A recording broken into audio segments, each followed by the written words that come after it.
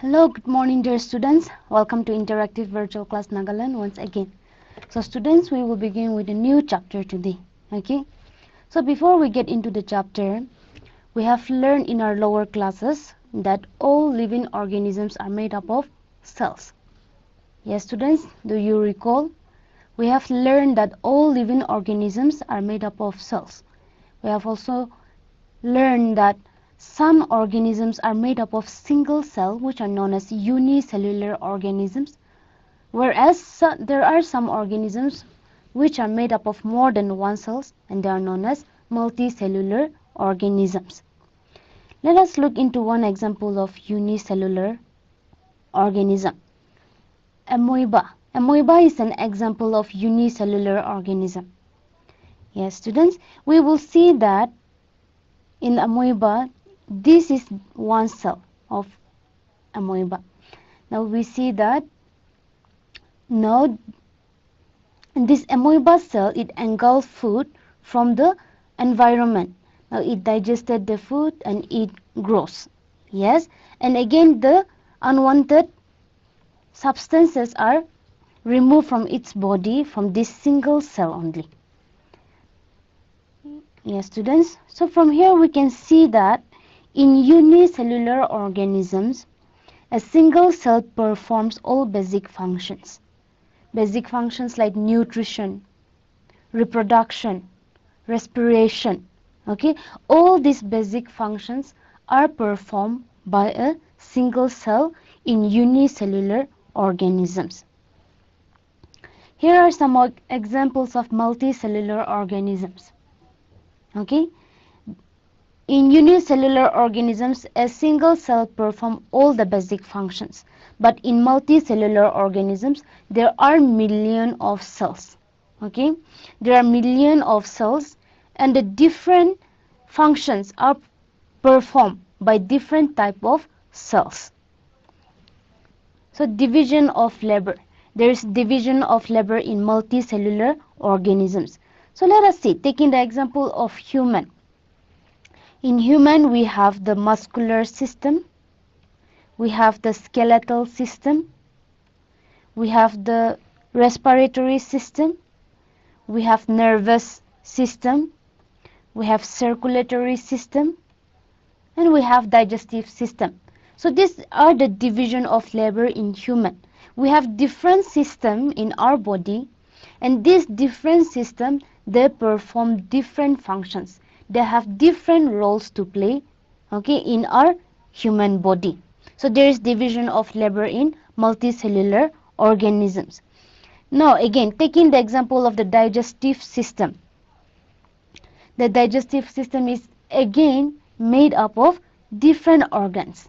We have intestine, we have stomach, etc. We have different organs that makes up the digestive system. Now, what are these organs further made of? Okay, what are these organs further made of? So here we have stomach, taking the example of stomach. Again, the stomach is made up of different types of cells which have different functions. Okay, different types of cells which have different functions. So these are made up of group of cells. This is one group of cells, this is another group of cells, this is another group of cells, and this is another group of cells. So within the stomach itself, okay, within the stomach itself, the stomach is also made up of group of cells. So cells specializing in one function are often grouped together in the body. Okay, cells specializing in one function are often grouped together in the body. This means that a particular function is carried out by a cluster of cells at a definite place in the body. So cells which are performing the same function are grouped together in the body. Okay, and they perform the particular function at a definite place in the body. So what are these group of cells called? Okay, here we have cells, group of cells. They're of the same type, they have the same structure, and they have the same function. So we have group of cells here. So what are these group of cells or cluster of cells called? So this cluster of cells is called a tissue. This cluster of cells is called a tissue. So what is tissue, or what are tissues? Let us see. Tissue is a group of cells that have similar structure and that work together as a unit to achieve a particular function. Okay, remember this definition of tissues. Tissues or tissue is a group of cells that have similar structure and that work together as a unit to achieve a particular function. So we have discussed that all living organisms are made up of cells. So cells, group of cells that have the same structure and work together as a unit form the tissue. And again, group of tissue will form organ. Group of organs, okay, group of organs will form different system.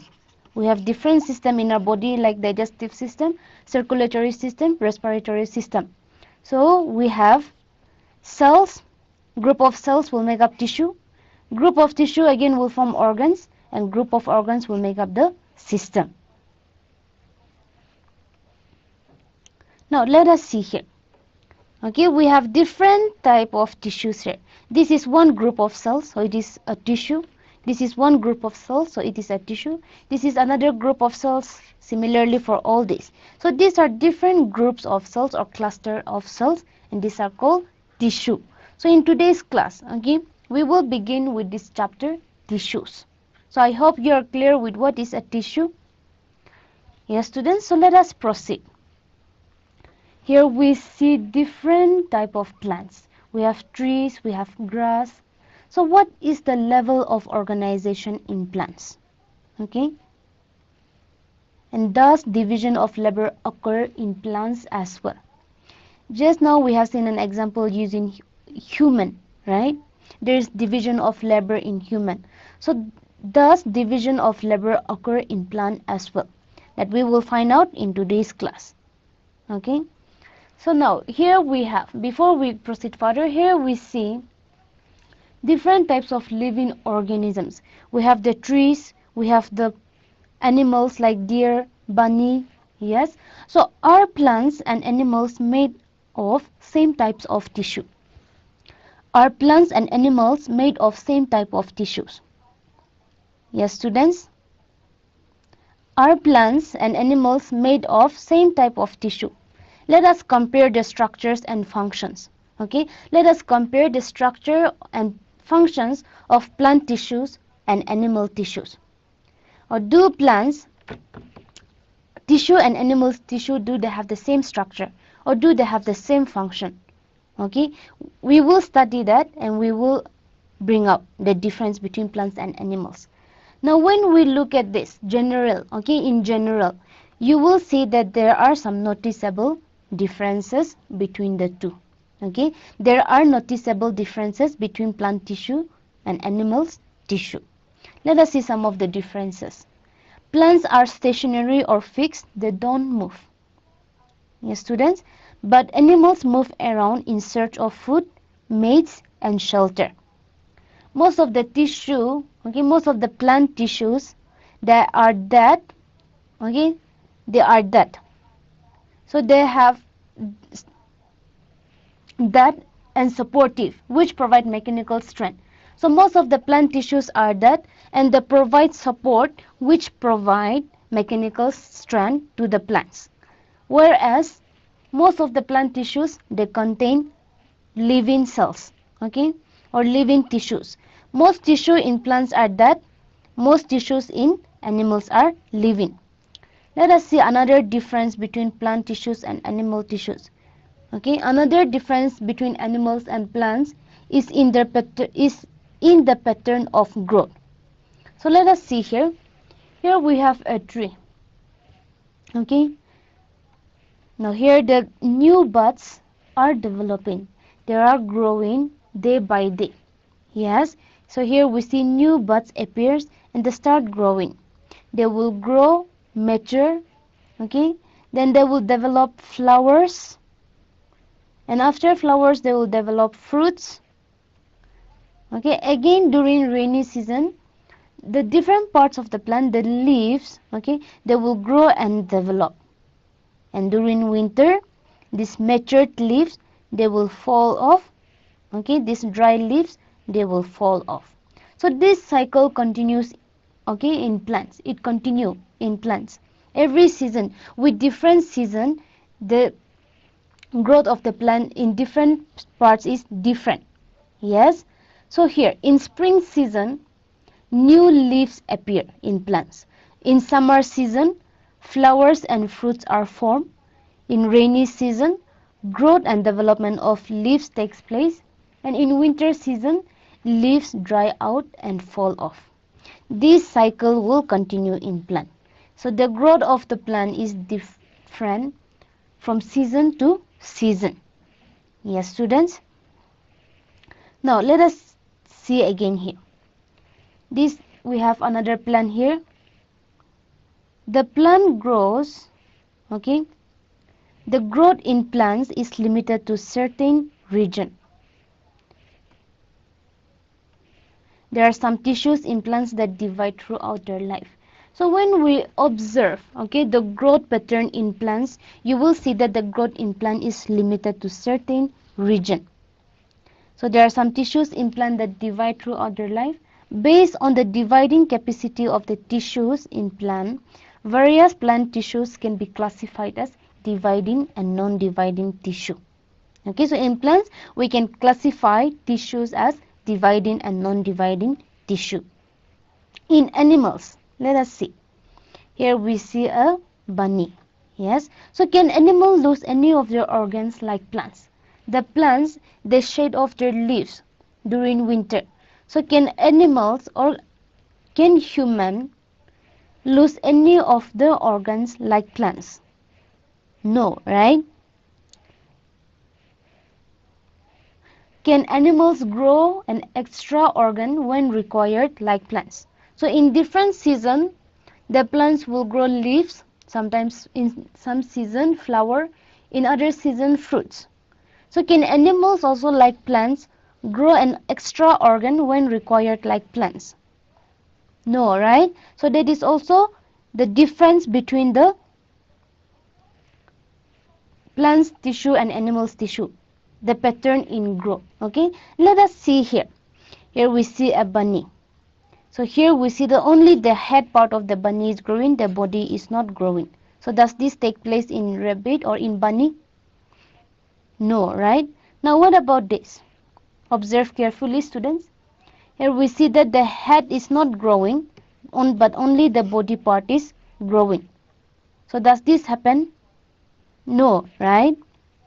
In animals, we will observe that the growth is uniform. If the head is growing, the body will also grow. So growth is uniform in animals.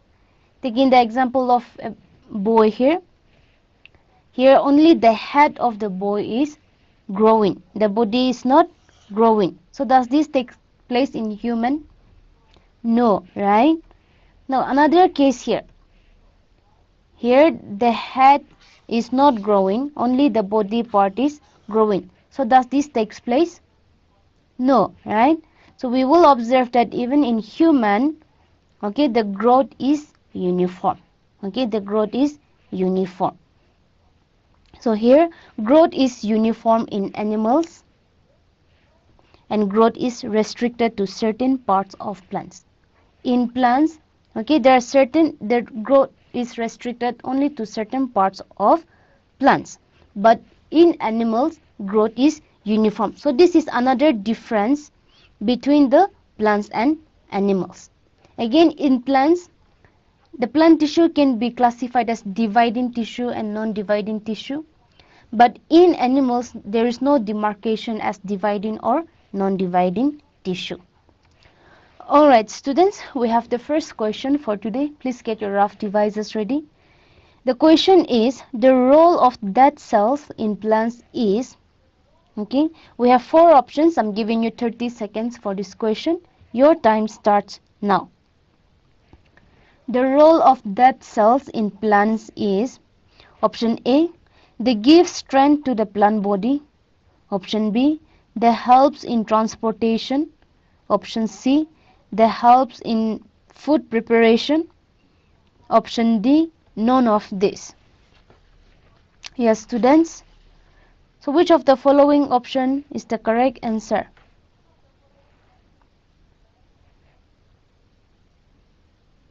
Alright, students, your time is up, and yes, very good.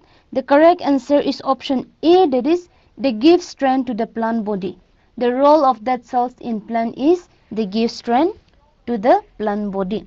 Very good, students. Let us proceed.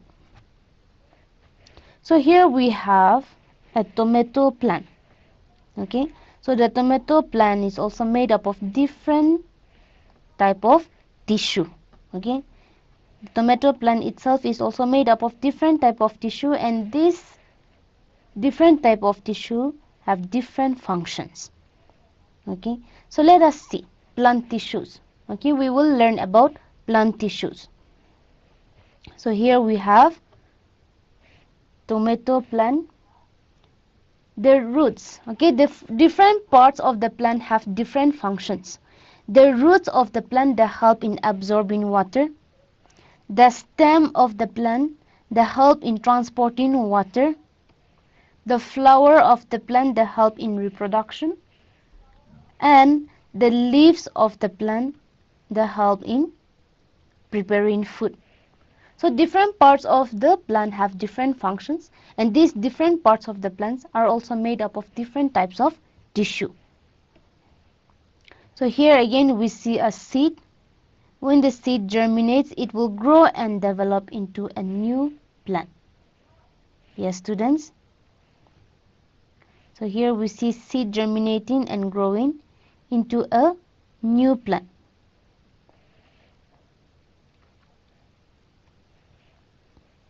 So what helps the plant to grow further?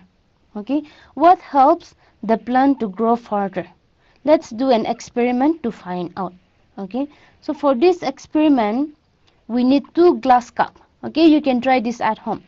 We need 2 glass cup. Fill 2 glass cup with water. Okay, say cup A and cup B. Fill it with water. Take 2 onions, okay, and place it in this way. Place the onion in this way. Now, on the first day, measure the length of the roots of both the onion in cup A and cup B. Now, after a few days, maybe after 3 to 4 days, take the onion from cup B and remove the root tip. Okay, take the onion from cup B and remove the root tip. Now again keep it for another 3-4 days and observe the growth of the roots in both the case. Okay, now you will see that in the onion in cup A continues to grow, but the onion in cup B stops growing. Yes, students? So why is this so? In cup A, the roots of the onion, it continues to grow, but in cup B, it stops growing. So why is this so? Why would the tips, okay, stop growing in cup B when the roots was removed? We will find out in today's class, okay? So let us see. So take some portion of the roots, okay? Keep it in a glass slide and observe it under microscope. So these are the cells present in the root tip. Okay, these are the cells present in the root tip. So these cells are called meristematic tissue. So meristematic tissue is the first type of plant tissue. We are going to learn about different types of plant tissues in today's class. Meristematic tissue is the first type of plant tissue. Remember this, okay, students? Meristematic tissue is the first type of plant tissue. So what is meristematic tissue? The word meristem is derived from a Greek word meristos, which means division.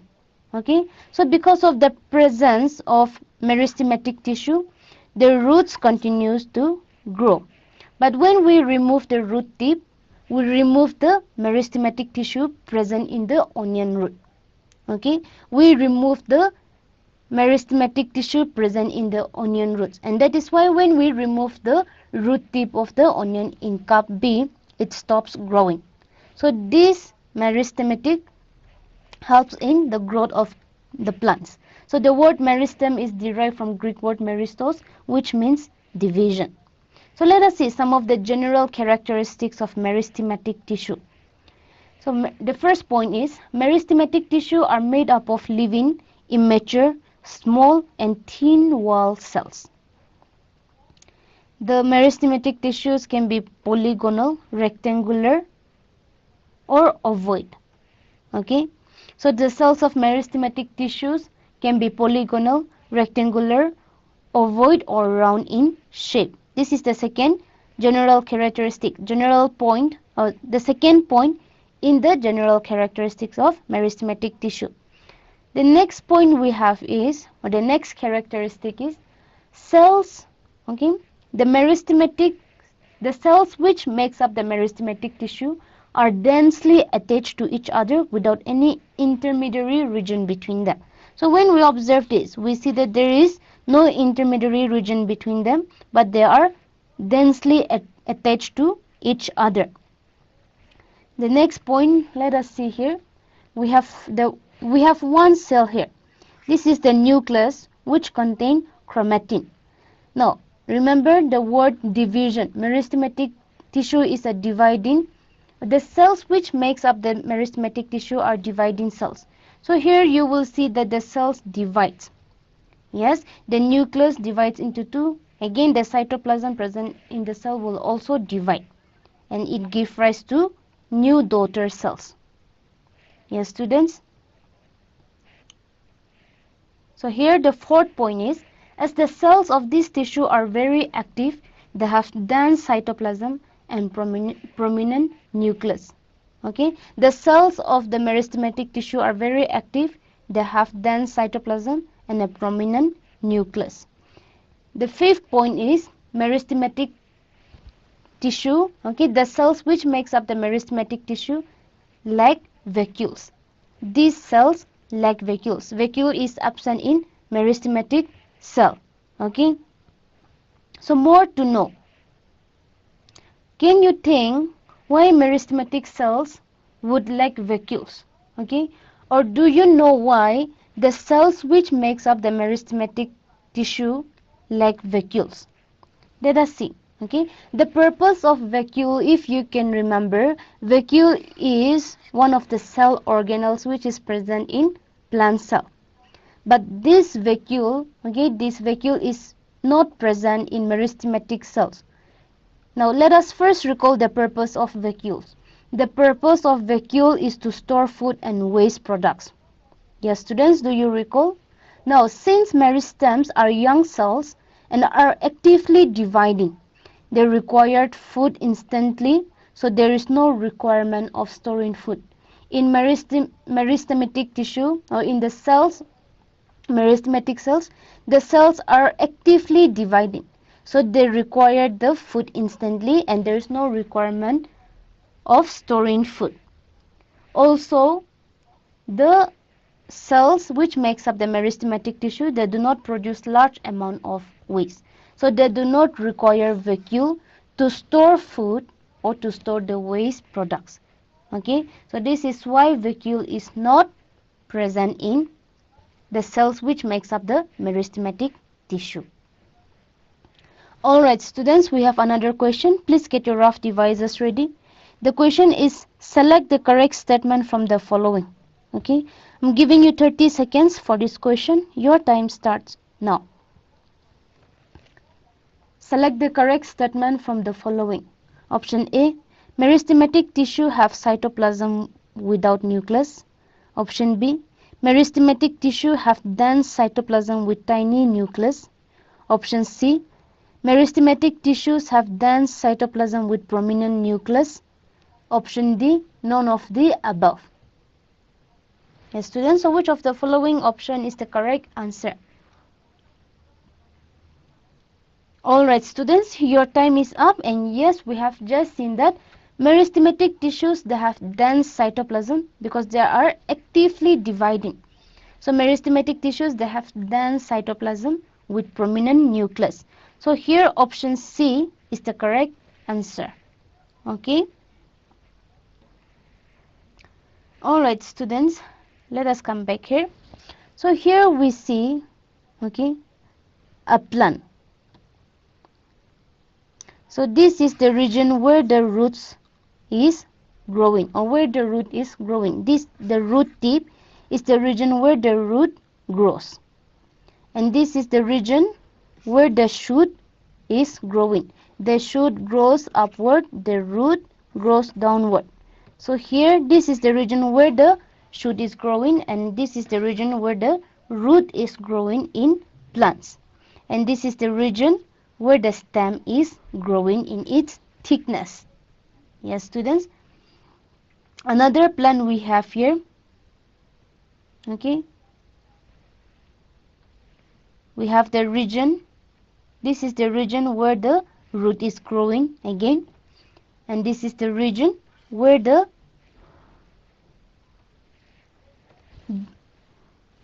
this is the growing region of the base of the leaf stalk. Okay. So in plants, growth is limited to certain region. You remember that? In both these cases, we see that growth in plants is limited to certain region. So let us see. Here, the root is growing, the stem is also growing, and the shoot is also growing. The root is growing due to presence of root apical meristematic tissue. Okay, due to presence of root apical meristematic tissue. The meristematic tissue present in the root tip, which help, okay, in the growth of the root, is called root apical meristematic tissue. And the shoot of the plant is growing because of the presence of shoot apical meristematic tissue. Yes, students. So see, observe carefully. This is how the meristematic tissue divides, okay, which helps in the growth of the shoot. So the first type, again under meristematic tissue, there are different types of meristematic tissue. The first type of meristematic tissue is apical meristematic tissue. So let us see. The first type of meristematic tissue is apical meristematic tissue. Regions. Apical meristematic tissue are present at the growing tips of stem and roots. Example, all plants like tomato, banana, pea, etc. Okay. The function of apical meristematic tissue is it increases the length of the stems and the roots. Okay. So this is the first type of meristematic tissue. Remember the regions where this apical meristematic are present and the function of this apical meristematic tissue. Here we have a seed. When the seed germinates, we know that it will grow and develop into a new plant. Yes, students. Now when we observe carefully, we see that the shoot is growing up and the root is growing down. So the growth of this shoot is due to the presence of shoot apical meristematic tissue, and the growth of this root is due to the presence of root apical meristematic tissue. Now for the growth of the stem, okay, for the growth of the stem we have another type of meristematic tissue called lateral meristematic tissue. Okay, so this lateral meristematic tissue is present on the stem of the plant, which helps the stem of the plant to grow in its thickness. So observe carefully, alright students. We have the lateral meristematic tissue here. Now when we observe carefully, we see that the cells are dividing and the cells are expanding. Yes students, increasing the thickness of the stem. So we have the new cells here. So lateral meristematic tissue helps in increasing the circumference of the plant body. Okay, here we see the lateral meristematic tissues are dividing and the size of the stem is increasing. Yes, students. So it helps in increasing the circumference of the plant body. So lateral meristematic tissue is the second type of meristematic tissue. So the type is lateral meristematic tissue region present at the lateral side of stems and roots. Example, papaya, coconut, etc. So functions, it increases the girth or thickness of stems and roots. Remember the difference, okay students? Apical meristematic tissue helps in growth of the shoot and the roots. So it increases the length. Lateral meristematic tissue are present on the lateral side of the stem and roots, and it increases the thickness of the stems or roots. So here we have some examples. That is papaya, coconut, etc. Alright students, we have another question. Please get your rough devices ready. The question is, which tissue is present at the growing tips of stems and roots? I'm giving you 15 seconds for this question. Your time starts now. Which tissue is present at the growing tips of stems and roots? We have four options, A, B, C, D. Which of the following option is the correct answer? Alright students, your time is up. The type of tissue which is present at the growing tips of stems and roots is called apical meristematic tissue, correct? So here the correct answer is option A, apical meristematic tissue. Very good students. Now the next type of meristematic tissue is intercalary meristematic tissue. So what is intercalary meristematic tissue? So these intercalary meristematic tissue are present at the nodes and internodes of the plant. Intercalary meristematic tissue, let us see types. So this is the third type of meristematic tissue known as intercalary meristematic tissue. Regions. Intercalary meristematic tissue are present at the base of the leaves or internodes on either side of the node. Example, wheat, maize, etc. Okay, and the function of this intercalary meristematic tissue is it promotes the lengthening of the stem and increase the height of the plant. So this intercalary meristematic tissue also promotes the lengthening of the stem and increase the height of the plant. So summary, okay, summary for plant tissues. The first type of plant tissue is meristematic tissue that we have discussed today. The types of meristematic tissue includes apical meristem or apical meristematic tissue, lateral meristem or lateral meristematic tissue, and intercalary meristem or intercalary meristematic tissue. So these are the three types of meristematic tissue. Activity, this will be your homework. Okay, so we have a chart here. Here type is missing, here function is missing, but region is given. Here region and functions are missing, here types and regions are missing. So this will be your homework to fill up the empty boxes here. Okay, if the meristematic tissue is present at the growing tips of stems and roots, what is its type? What will be its function? Similarly for the other two, okay, it will be your homework to fill up the empty boxes. Alright students, meristematic tissue functions. So what are the functions of meristematic tissue? So coming back to this, we have learned that the roots and the stem, they increase in their length.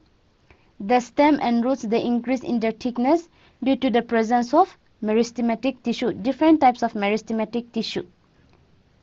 Yes students, so we can say that meristematic tissue are actively dividing tissue because they are dividing, the size of the plants is increasing. Yes, both in length and in thickness. So meristematic tissue is responsible for the plant growth. Meristematic tissue helps to increase the length and width of the plants. and meristematic tissues plays a major role in replacing the injured tissues. The meristematic tissue is actively dividing tissue. So if some part, okay, certain part of the plant is injured, then the meristematic tissue will divide the cells, okay, and replace the injured tissue in plants. So these are some of the functions of meristematic tissue. Alright students, let's keep this question for today. Now, we have a plan here. We have discussed that the shoots grow inland because of the presence of shoot apical meristematic tissue. So what happens to the cells formed by meristematic tissue? Yes, students, at one point the shoot will stop growing. Yes. So what happens to the shoot, to the meristematic tissue, or to the cells formed by meristematic tissue? Yes, students, let us see. Okay. So here we see that the shoots will continue to grow as long as the meristematic tissue is dividing. But at one point the plant will stop growing in heights. So what happens to the cells formed by meristematic tissue? So let us see, in plants again we have different types of cells, different group of cells which perform different functions. Yes, students. So we have the dividing cell. This is the meristematic tissue. It is the dividing cell. Now this dividing cell, when it divides, it will form two types of cells. Again, it will give rise to dividing cells. It will give rise to differentiated cell. So here it will keep on dividing and this will follow. Okay, so dividing cell will give rise to dividing cell, another dividing cell, and differentiated cell. Again, this dividing cell will further divide to give dividing dividing cell and differentiated cell, and this continues. So what are these differentiated cell? Okay, what are these differentiated cell? Let us see. So here we see there are different groups of cells present in plants. So this differentiated cell, okay, they will take up specific role, okay, they will take up permanent shape and permanent size to perform a specific role in plants. Okay, so these tissues are known as permanent tissue. So what is permanent tissue? Let us see. So permanent tissues are cells that take up a specific role and lose the ability to divide. Okay, permanent tissues are cells that take up a specific role and lose the ability to divide. This process of taking up a permanent shape, size, and a function to form a permanent tissue is called differentiation. Okay, this process of taking up permanent shape, size, and a function to form a permanent tissue is called differentiation. So cells of meristematic tissue differentiate to form different types of permanent tissue. Okay, so some cells, some meristematic cells, they will keep on dividing. We have the dividing cell. It will form one dividing cell, the other one it will form differentiated cell. So this will go on dividing. The dividing cell will go on dividing, but the differentiated cell, they will take up permanent shape, size, and a function to form permanent tissue. Okay, and this process is known as differentiation. So these permanent tissue are also formed from the meristematic tissue which stops dividing. Is that clear to you, students? So we have two types of plant tissue. The first is the meristematic tissue and the second is permanent tissue. We have discussed about the different types of meristematic tissue, that is the apical meristem, lateral meristem, and intercalary meristem. Yes, students? So in today's class we have learned about what is tissue. We have briefly discussed the difference between the plant tissue and animal tissue. We have discussed about the types of plant tissues. We have discussed about meristematic tissue. We have seen the functions and the characteristics of meristematic tissue and the types of meristematic tissue that is mentioned here: apical meristem, lateral meristem, and intercalary meristem. We have also seen that on differentiation, meristematic tissue, some meristematic tissue give rise to permanent tissues. Yes, by the process called differentiation. So in tomorrow's class, okay, or in our next class, we will discuss about permanent tissue and the different types of permanent tissue. So students, I hope you are clear with what we have discussed today. This brings us to the end of this class. We have one last question. Please get your rough devices ready and respond to this question. The question is, how do you feel about today's class? So I'm giving you 10 seconds for this question. Your time starts now. How do you feel about today's class?